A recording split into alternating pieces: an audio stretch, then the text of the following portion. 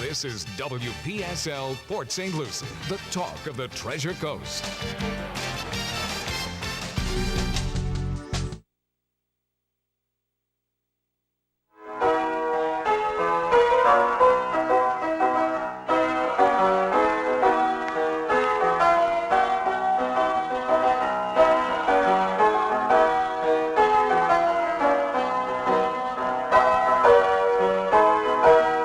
It's 11:07 at WPSL Port St. Lucie, and you're on Ask Rabbi. And this is Rabbi Shafir Lobb of Congregation Eitz Chayim, your Jewish home on the Treasure Coast.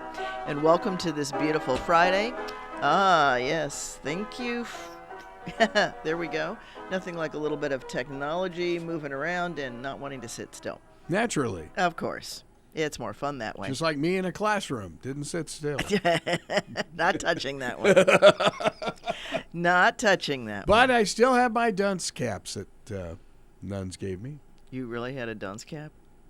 I had to wear. You had to wear one? I had to wear one once. Okay. I'm not going to touch that. Well, okay, whatever.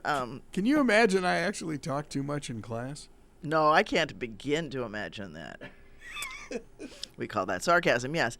A little bit facetious there. All right, so let's talk about something quite different, and that's making me dizzy. This Mevo has a setting where it can follow your head, and when you're like I am and is animated, it's like all over the place. So it's useful if you're walking and talking, but it's not so useful sitting here behind the counter. Huh. Yeah, this camera's got amazing stuff with it, and hopefully someday we'll have two of them. There you go. Maybe not in here, but in the temple. Well, we're supposed to be getting 6 new cameras in here sometime. Ah, okay. So that'll be cool. Well, okay. Not like that, though. That'll intimidate more. Yeah, they've gotten smaller and smaller. I remember carrying the big, in Tucson it was Sony's. Sure. Oh, yeah. Yeah. Yeah, and ironically, you can't get support for them anymore. There's people don't even have parts and all that stuff. But we've got two very old ones. And they're not HD, and they're not. When we started at KVOA, which was when the dinosaurs were wandering back in 1974, or 1970, when Carol started, we were still using the big Mickey Mouse film cameras, 75 pounds. Ooh, yeah. And she's carrying 75 pounds on her shoulder. Oh, yes. I remember those days. Wow. They're much smaller now. Oh, yeah. And matter of fact, in some cases, they're just a lot of plastic now so you they can identify are. the TV camera folks. Yeah. It's interesting how life has morphed and changed. And somebody actually, I took a picture that I posted on Facebook this week of a moth, not a butterfly. It mimics a butterfly because it holds its wings together, but it's a moth. It's got the fuzzy antennae. And somebody said, "What kind of a camera did you use?" And I'm like, "My iPhone." And that was iPhone camera is better than anything we used at Fox 11 in Los Angeles. Yeah. Well, I used to be a diehard Nikon photographer. I have more Nikon equipment than you can shake a stick at, and it's all just sitting on a shelf right now. My husband will occasionally use one of the cameras, but for the most part, I'm iPhone. Yeah, they're nice. They are nice. The optics are incredible. I splurged and got the Pro. So it's really got nice optics, and that was why I splurged for the Pro. So yeah. So anyway, back to the topic that I was going to talk about today, and it's something that I've been pondering a little bit, and that is why otherwise smart people, or maybe not so smart people, tend to act like they know everything. And I'm reminded of the old saying of better to be thought a fool than to open your mouth and remove all doubt. And, kind of pondered, old sayings like that have roots in people observing things. Like sleep tight, was all about having the ropes tight enough that your mattress didn't sag in the bed before baseboards. See, I never understood that. Okay. Huh. Yeah, because they used to tie a rope before we had the springs that we have today. I heard my grandmother Before the talking box about springs. that. Yeah. Sleep tight meant have your ropes tight so your mattress doesn't sag, so you get good support for your back, so you get rest. It's one of the reasons why people often have mattresses on the floor. It's hard to get more support than the floor. It's not going to give. Well, the mattress will still, but yeah. But that's where the sleep tight. And, of course, bed bugs have been around since dirt. So, yeah, don't let the bed bugs bite. Of very important things. If you have a lab Dalmatian mix like we did in San Diego, it's a little unwise to have a waterbed. Because you experience the pipeline in your bed? The claws? Yeah. Oops. Yeah, all kinds of things. Yes. Cats are also famous for that. Oh, let me stretch my claws a minute. And the guys are, right? Yeah. Yeah, waterbeds are interesting. Although I have to tell you that we've been on a total of 2 cruises in our lives, my husband and I, and both of us love the rocking of the sea at night. Just love that. And every time we get off the cruise, it's like, do we want a waterbed? Because then you have more of it. But then we think about our animals and how they jump on and off the bed. And it's like, maybe not. Maybe not. You know, when the kids moved out on their own, we did something really stupid like that. We bought old Grand Banks in the Marina Del Rey, and the rocking to sleep was just amazing. Yeah, it is. Truly was. Yeah, there is something to that.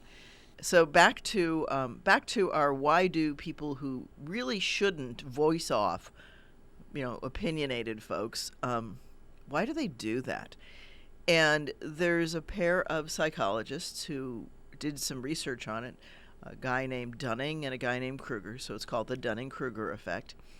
And basically what they found was that when people know just a little bit about something, they don't realize how little they know.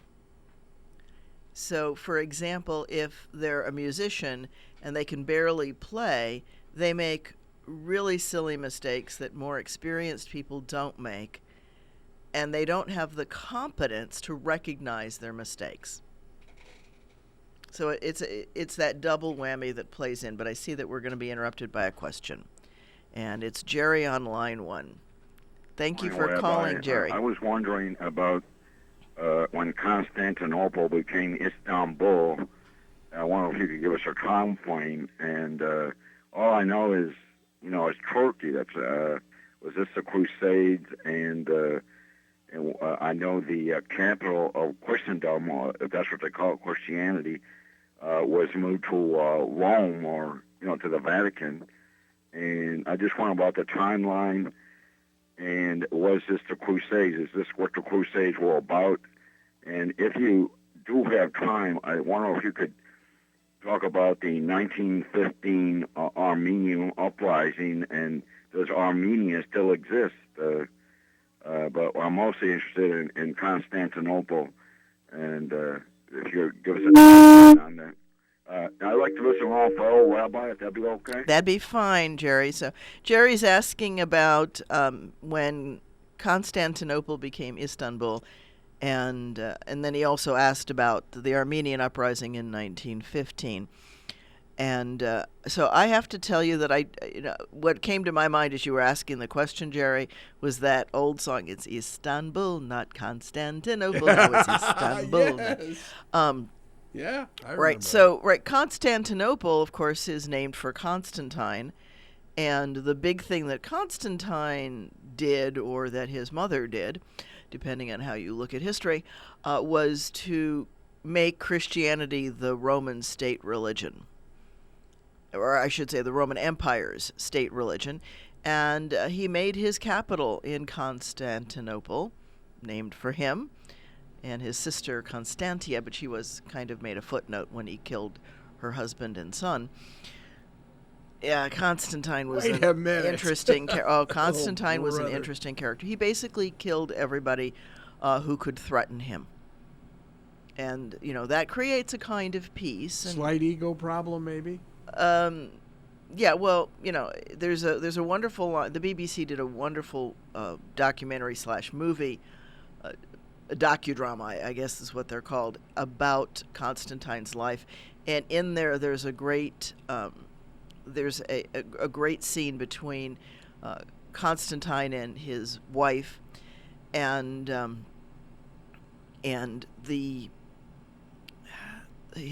there are two emperors battling on the east, and one is his brother-in-law and the other one is the guy who was not successful.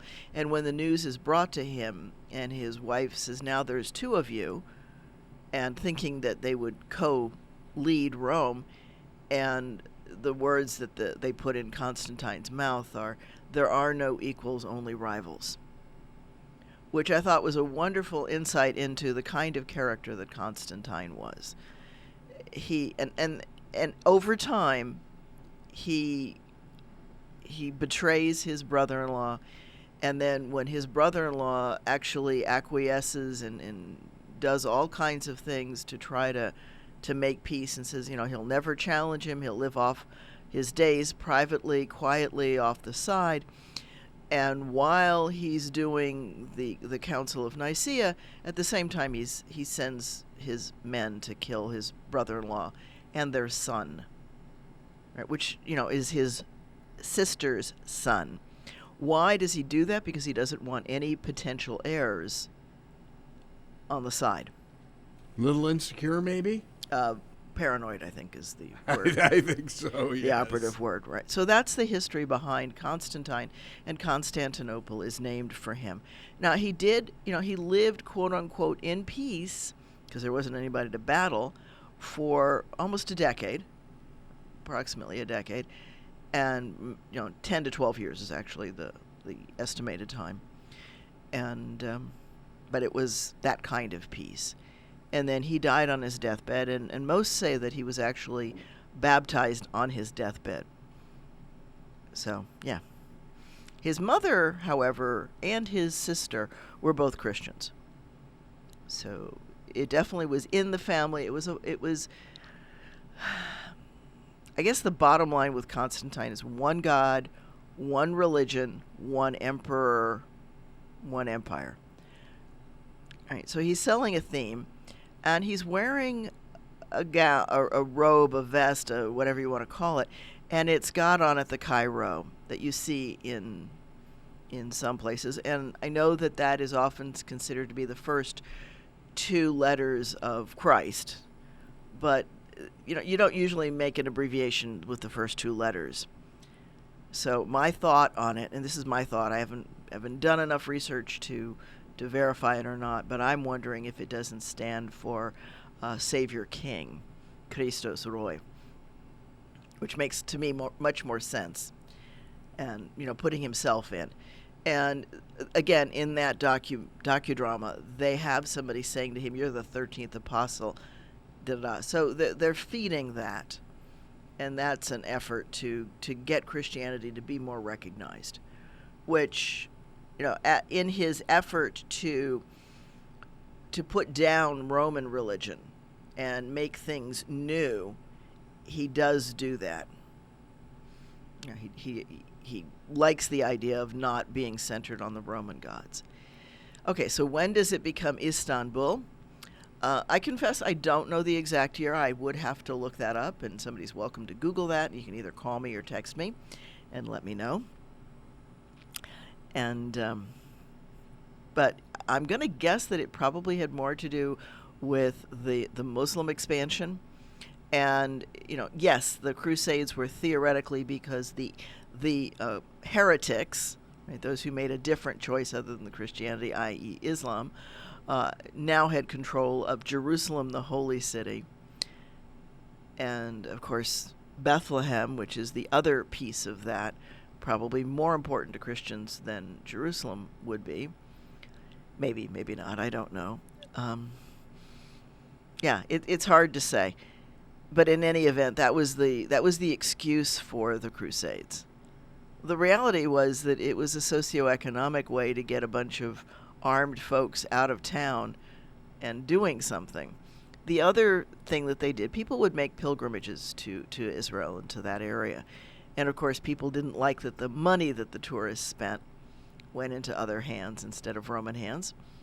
There you go again. Show me the money. There's a whole lot going on here. And there's more and more corruption of, oh, did you give me, 10,000 whatevers, here's 9,000. How much of a fee is reasonable for guarding your stuff? And of course, if something happened to you along the way, they kept it anyway. It was a very lucrative thing to guard the pilgrims. And that morphs into what becomes the Crusades. And the Crusaders kill all kinds of people along the way, especially Jews and Muslims. And Roma, the gypsies. And Roma is the appropriate name. The other one is actually a slur. So, anybody who didn't agree with the Roman way was subject to, and maybe even, well, actually they did. The Crusaders did some havoc in Constantinople. And that's part of the reason for the split between the East and the West. Because they declared Rome as the big church, and they were, in effect, putting down the other branches of Christianity. So that's how Orthodoxy. Yeah, it's one of the reasons why it was actually the defining moment. All the other things were in negotiation, but when they ransacked the churches, that was just a little too much, with good reason, I think.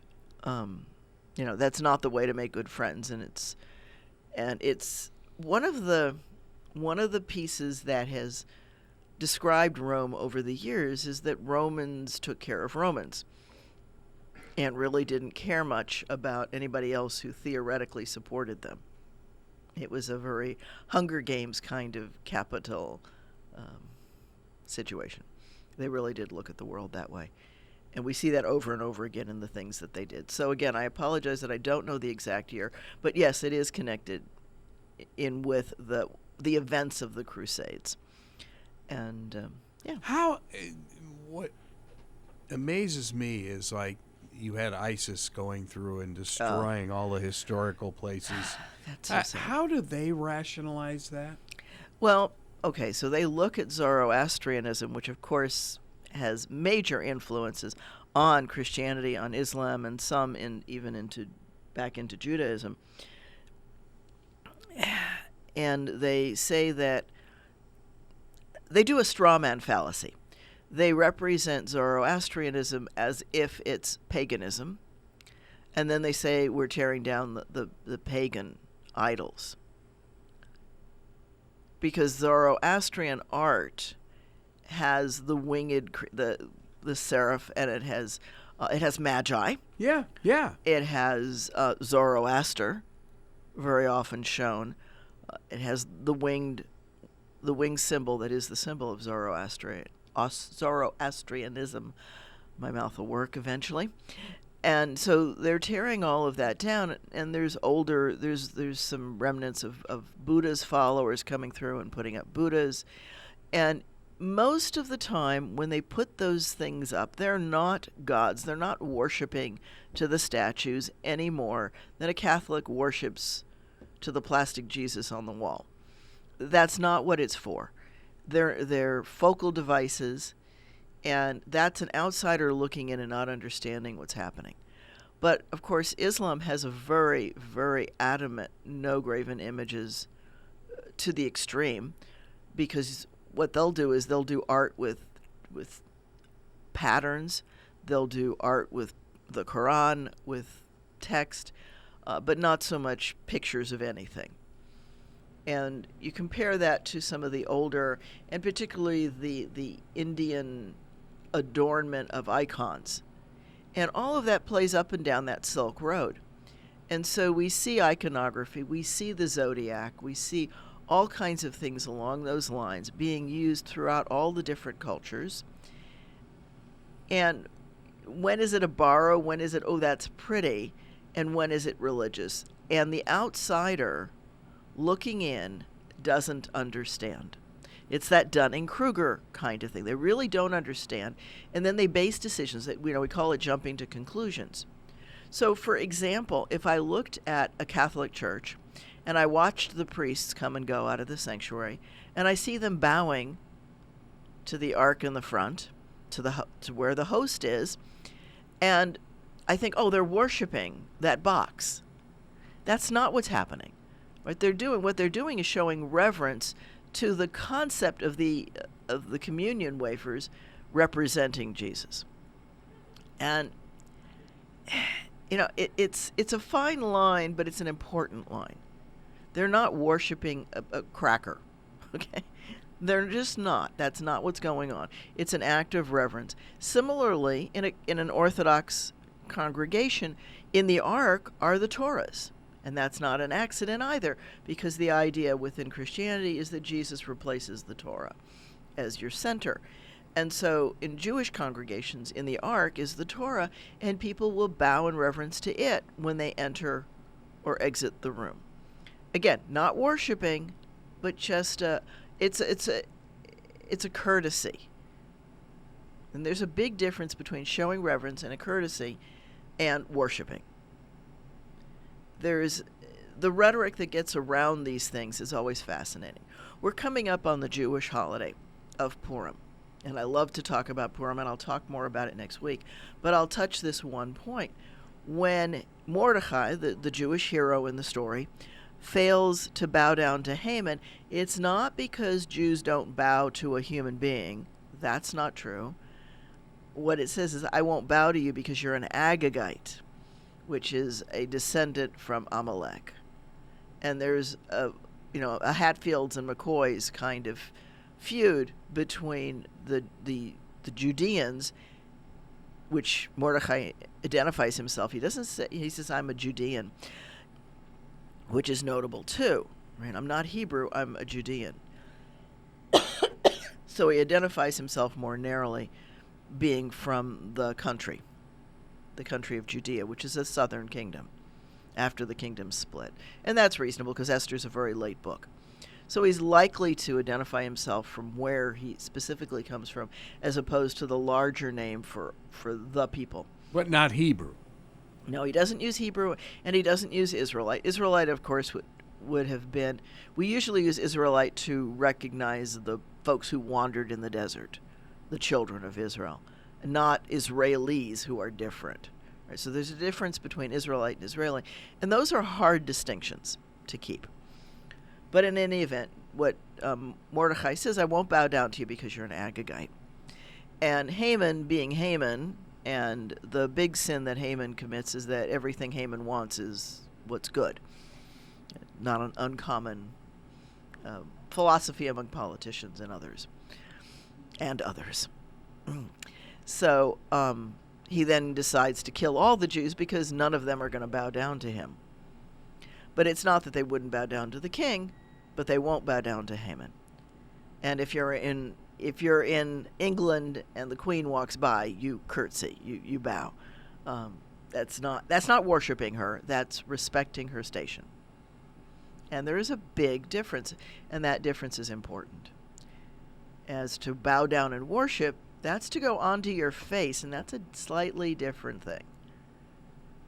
So that would be more the Islamic position of praying on the ground. Right? That's called al-panim in Hebrew, on your face. And it was a posture of prayer. And interestingly, it has been lost over the millennia to not look like Muslims. To look, it's kind of interesting. But in Talmudic days, that people did pray on their face. They talk about doing it, and there's certain prayers that it's done for. We do it at the high holy days, and it's the only time we do it now. So I will go down, and I invite anybody else who wants to go all the way down at certain prayers. And it's an interesting feeling to do that, to really humble yourself that way before God. But that's a whole different story again. So there's a couple of interesting pieces. So things change over time. Understandings change over time. When our founding fathers of the country said, we hold these truths to be self-evident that all men are created equal. They didn't mean everybody. They meant men, and men was a very specific definition. You had to be male. That one's pretty clear, pretty obvious, because they said men. They said not all people. Okay, so they mean men, and men have to be 21, white, male, own an acre of land, and belong to the correct church. Otherwise, you weren't a man. You were a boy. Wait a minute. The correct church? It varies from colony to colony. Wow. Right. So in Virginia, which was founded to basically the cash crop of tobacco, to farm and harvest tobacco and send it back, you had to belong to the Anglican Church. In other colonies, it was the Catholic Church. In others, it was the Puritans or the Congregationalists. Nowhere was it Baptist. Baptist was not well liked in early colonial days, or late colonial days, early American. It was the new upstart. They were considered uneducated. They were considered the country religion, not the civilized city where men lived. Yeah, and you can hear the dripping, stereotyping prejudice when I say it like that, can't you? Right. So. Oh, just minor. Just minor, right? So everybody who was not one of those men was not equal, and they were only boys, even if they were 75 years old. Not many people lived that long. As late as the turn of the century, the life expectancy was only 47, which puts Social Security in a whole different viewpoint. Not many people going to collect it when Social Security was first. The life expectancy was growing, and I guess if people had really looked at things and projected well, they'd have figured we're going to be in a financial issue now when people draw much longer than they put in. And that doesn't work well.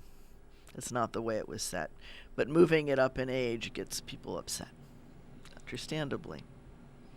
Yeah, that's why, of course, the dirty little secret of Social Security is some of the, if you want to call them, the alien influence that never collect Social Security.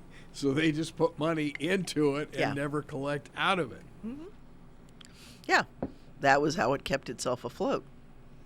And, and then we've had politicians who've kind of like tapped into that well a few times too. That's a whole other story, and that has certainly contributed to the bankruptcy of the fund, or let's say the financial challenges of the fund. It's not bankrupt, but it's certainly working hard to be solvent. So that's a whole lot of that, and I'm taking myself so far afield here. Back to, where was I when we started this shift? I have managed to take myself out on the tree, and now I'm sawing the limb behind me. I think you just did. Yeah, I think I just did. I acknowledged it, and that's okay. I am perfectly human, and that means I will make mistakes. So what were we talking about? Do you remember? You don't remember either. Pre-Purim. Pre-Purim. Well, pre-Purim. Back in... Okay, that's still not enough. Purim is coming. I know that. We talked briefly about that and about misunderstandings of language and stuff like that. There you go. Right. We were talking about going on the face and how things change over time. So another thing that has changed is in synagogues today, you're going to find a ner tamid, a light that is always burning, an eternal light. And it's over the ark. And we have a beautiful one. I want to thank the Boyds who donated it and actually installed it. Not the Boyds. Let me back up. The Popes from Pope Electric. There's a plug for them. Tommy Pope put in the light, and it looks beautiful over our ark, and we appreciate that. He and his wife Mia donated it, and it's one of the beautiful parts of our sanctuary. But what is in scriptures is that Aaron and his sons shall light the light continually. It's not an eternal light. It gets lit every night because it doesn't make any sense in the old days to burn it during the day. It only makes sense to light it as the sun is going down and you're going to see it. Really. Makes perfect sense. It makes perfect sense. And so in biblical days, it's a continually lit. They shall light it at evening forever. Not that it will burn continually, but now we burn the light all the time. And, and it's much too dangerous in most settings to have that be a gas flame, although sometimes it is. Ours is electric, and most of them are electric today. But it's a symbol. But that's a transition. It's somewhere along the line between the wandering in the desert, the temple itself, and its destruction. And synagogues today, that light became an eternal light as opposed to an eternally lit light or a continually lit light. What's wrong with those people? They didn't have LEDs back then? No, they didn't have LEDs back then. And before that we had the coils. Remember those? Those were actually horrible. And the incandescents before that. Something interesting going on? Who knows? There's a rumble of activity outside the studio. But no big deal. So, back to things change. The more things change, the more they stay the same. And Jerry, I hope in all that rambling we did answer some of your questions. The Crusades are one of the black spots of Christian history, actually, because they were ruthless and bloody and greedy and corrupt. But outside of that, they had many outstanding features. Sounds just like today. Yeah. Well, and okay, so we talked about sayings like sleep tight. Friday the 13th, right? That it became an unlucky day because of the Templars. Friday the 13th was the day they were massacred. And that's why it became unlucky. And so, when people say to me, oh, it's Friday the 13th, that's not lucky. I'm like, are you a Templar? Is the church hunting you? Well, you're not. It's not lucky if you're a Templar. Oh. Yeah, exactly. It's an unlucky day for the Templars. What can I say? The rabbit's foot is not lucky for the rabbit either. And if you really, go, folks, here's a challenge. Google lucky rabbit's foot and find out what all has to happen to that poor rabbit for that 1 foot of his or hers to be the lucky rabbit's foot. And I promise you that very few of the ones you're buying in the store fit those descriptions. And think about how recent that little piece of hype came into the popular opinion. So if you're a Templar who happens to be listening, give us a call. Yeah, there you go. Just not on Friday the 13th. Yeah, this is not Friday the 13th. This No. is Friday the 11th, as I try to keep my mind on the real date. And then we have, of course, here's another interesting piece out of all of that, which is the calendar, right? We use the Gregorian calendar. Pope Gregory fixed, theoretically, the errors in the Julian calendar. Calendars are human-made, folks. Then there's many different calendars in the world. There's the lunar calendar, and Jian Kuai Lun, Happy New Year to our Chinese folks who are celebrating their It's Tiger this year, Spring right? Festival. I believe so. Yeah, cool. Yeah. I'm not teaching as many Chinese kids anymore because I'm doing so much more at Kaiser. And if you're listening, they do have a criminal justice and some other legal programs at Kaiser. I love teaching at Kaiser. Great students. I love teaching at IRSC. Great students there too. And I am a professor and a teacher because of the students. And I love them all. And I know you have said, it's funny, you've said the same thing that some other professors have told me from IRSC. I really learn from the kids. Always. Every day I walk into a classroom, Yeah. I learn from the kids. You have to. Otherwise, you're not doing your job, I would argue. If you're not learning from the students. On the other hand, there's also some garbage among the students. We were talking, this was my class Wednesday, and we were having a discussion. What was it about? It was about government. Yeah, and I always think of Stuart when I discuss government with them. What kind of government do we have? And I love it when people say, oh, it's a democracy. It's like, really? Do you really vote on everything? Well, no, so it's a republic. And what's the basis of law? And if eventually we'll get to the Constitution. They work their way backward. But I actually had somebody surprise me out of the back of the room and announce that old, really horrible anti-Semitic tripe of the Jews killed Jesus. And I'm like, no. Read the history books. Read your scriptures. First of all, it's not the form of execution that would have been used if the Jews would have been able to execute, nor was he guilty of a crime that would have warranted it. But he was guilty of a Roman crime. I was going to say, crucifixion was a Roman thing. It was a Roman thing, and the crime that he committed is called Mageus, and that was a capital crime. And it's in some countries, it's still certainly dangerous, if not capital. Capital, of course, means you'd be executed for it. And what it was criticizing Rome. And you might say, well, he didn't criticize Rome. Oh, yes, he did. When he upturned the marketplace, he's disrupting the tax collection and saying that it's wrong. Really, what he was saying, I believe, was that he didn't like commercialism, period.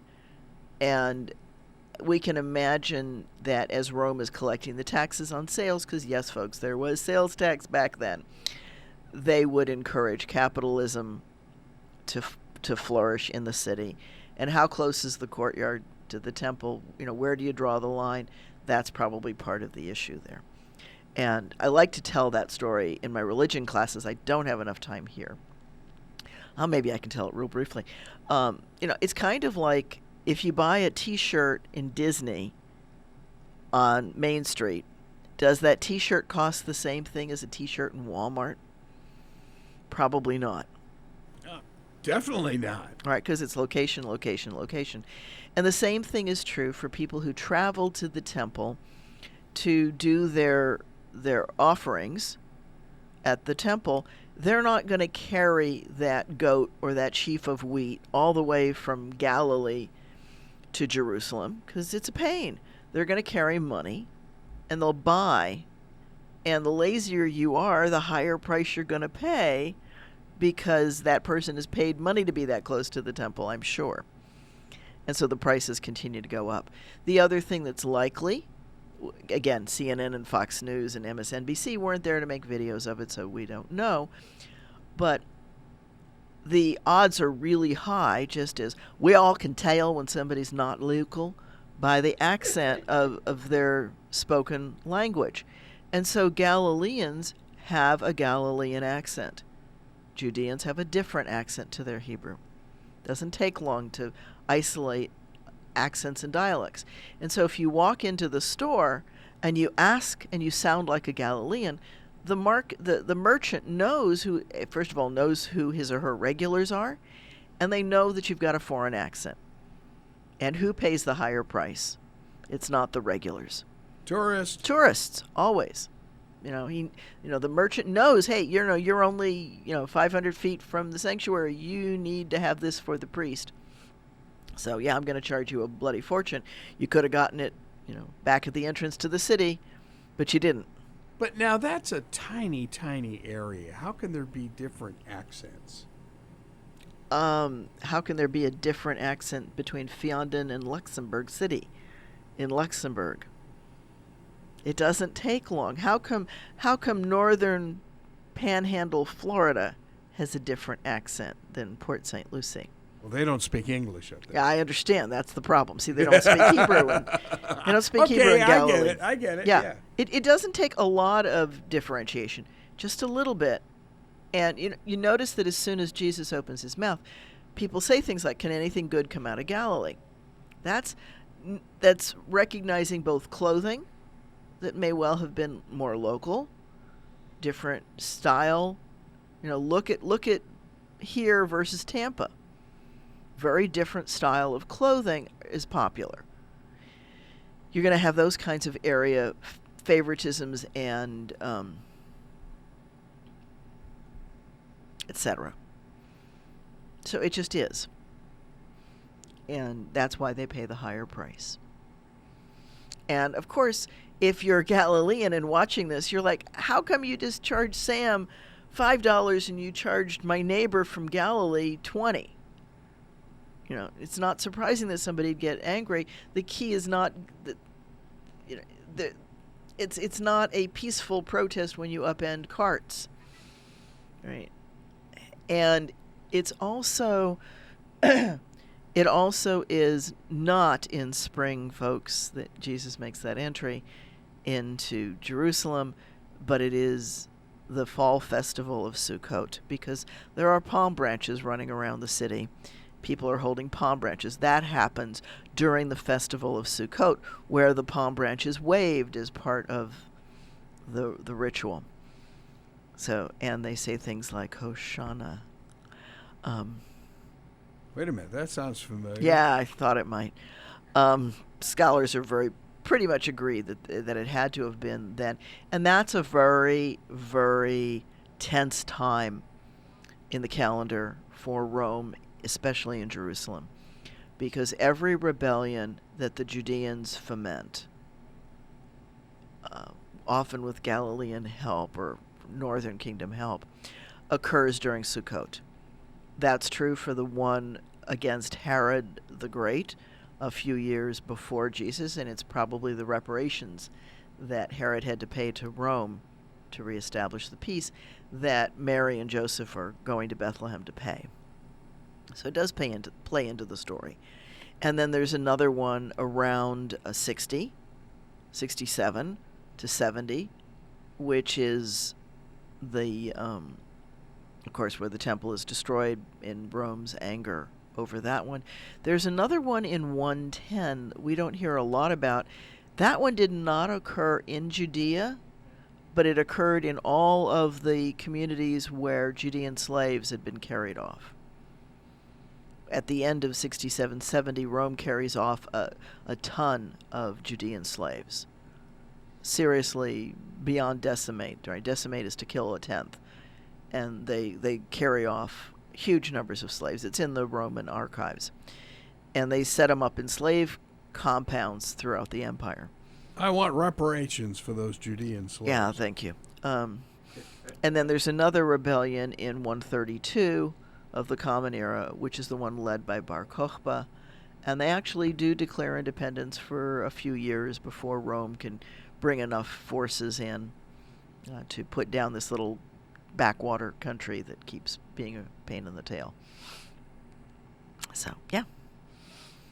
It's an interesting time of history, and there's a lot going on, and there's a lot of stuff going on in the Roman Empire that plays into it, because Titus and Tiberius and a whole bunch of different folks are fighting a bunch of different battles that play into some of this history.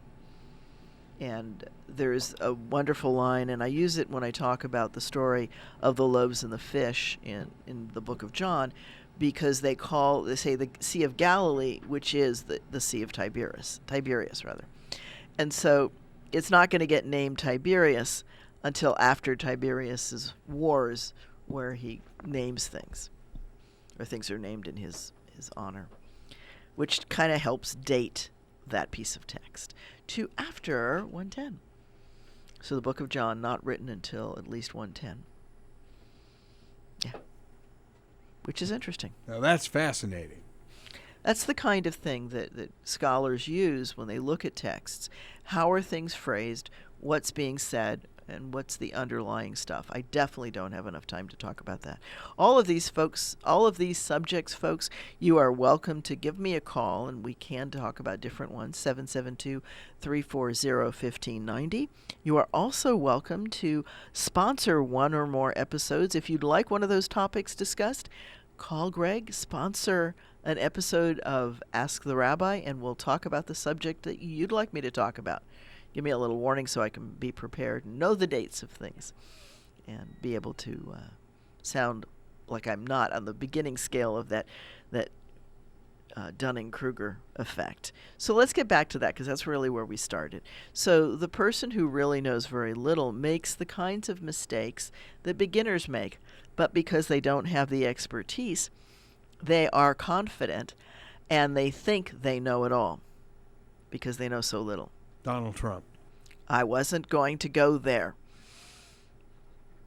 You know, and then as the student learns more, they become insecure, realizing how much they don't know.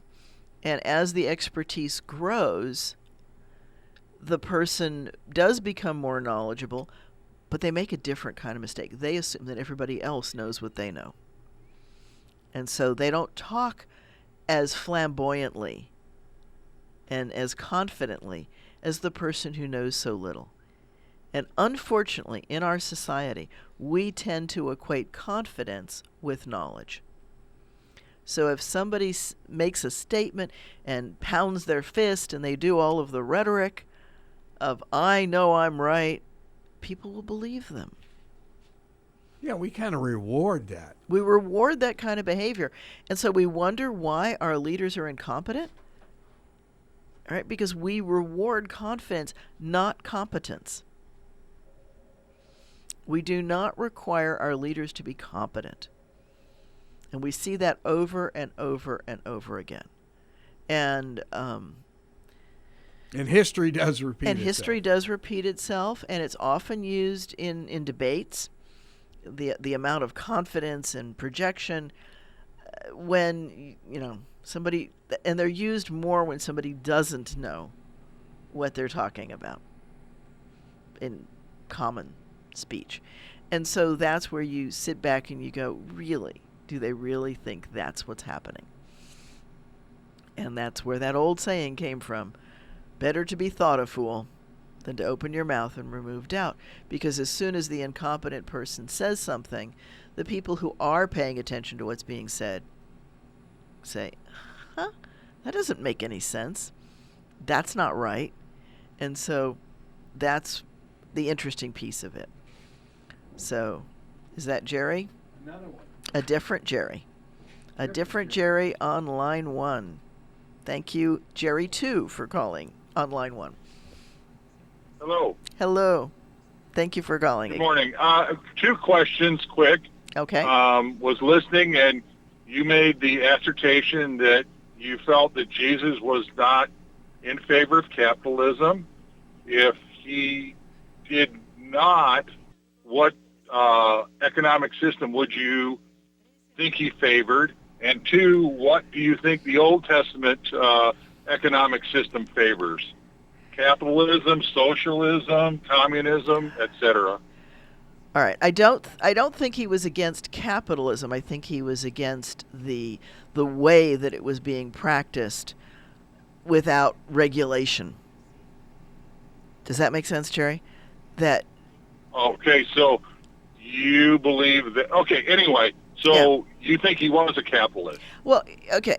I don't think he would have been opposed to it. I mean, certainly he comes from a family of carpenters, and carpenters are not poor, first of all, because they have tools. Tools are expensive back then. And right. and it's a skilled trade. It's one you learn from your parents. And so, yeah, he would have been in a selling mode. So, no, I don't think he's opposed to capitalism per se, but I think that he's opposed to usury, which is high fees for lending. That's, of course, against Torah or Old Testament, as you described, or Jewish scriptures. And so he's against unfair profit. He's against what we call, windfall. The when people charge 5 times the worth of the room because you're in a hurricane mode. Right, that kind of gouging. So I think that's what his beef was, if you will. I don't think he's opposed to capitalism, because he himself isn't running around carrying a sheep to bring to the temple either, or wheat. He's probably going to buy it, and he probably objects to paying more than the locals would pay to bring the same thing, which that makes a whole lot of sense to me, anyway. Mm. So no, I don't think he's opposed to capitalism. I think he does believe in some socialism. It's kind of a blend of those things that was that was espoused by Torah. So there's a no usury claim in there. Don't charge unfair rates to borrow money or to borrow land or to borrow anything else. Your rates should be reasonable. You shouldn't kill the people with burdens, with a financial burden. There's also a thing about taking care of the poor. You're not allowed to, for example, it was common for people to give clothing as a guarantee for a loan. And in Torah it says, if it's a poor person and they only have the coat they gave you, give it back to them at night so they can sleep in it. And then collect it again in the morning until the debt's paid. Understood, yeah. So in some ways, yes, that's an idealized economy. And I think that he did believe in that. He believed in one where the poor were taken care of, the widows were taken care of. Not carrying a coin, not so much about not wanting money as not wanting a coin with the emperor's head on it. Okay, because there's that injunction against graven images. And on coins, there's graven images. However, there's also graven stuff on Judean coins when they're later minted. So, correct. Yeah. And it's, you got to love it. All right, in the book of Maccabees, they're railing against Greek and Assyrian culture, and they have Greek names. So there's always an interesting hypocrisy that goes on. It has to do with degrees and in what. So, no, I don't think he was opposed to capitalism. I think he thought, I'm sure, that a reasonable profit was reasonable. You don't hear him condemning merchants in general, just the merchants that are gouging and taking advantage. And just so as you're indicating a reasonable profit, which is kind of an open-ended, a nebulous term. Yes. I agree. And you offered the hurricane situation, which we have a minor hurricane currently with the inflation. So what do you consider a reasonable profit? One word. In a reasonable biblical profit. Oh, what is a reasonable profit? That one's a hard one. One where a reasonable amount of work allows one to provide for one's family. It's a hard question. What is reasonable? Yeah, we're up against hard break. Talk to you later. Okay. Thanks, Jerry. Cheers, Appreciate it. bye. Yeah, there's the music that's telling us that we're out of time, and hopefully maybe we'll pick that subject up. What's a reasonable rate for things? And there are some clues in Scripture as to what the ancients thought was reasonable. But gouging, never acceptable, and taking advantage of the poor, never fair. So they would have problems with some of the things that go on today in our economy. I'm pretty sure. And that's whether it's Jesus or other rabbis. Yeah. A lot of stuff. We've got a lot of room for improvement. We still have. We will continue to have because we're human. This is Rabbi Shafir Lobb. This has been Ask a Rabbi. This is WPSL, Port St. Lucie.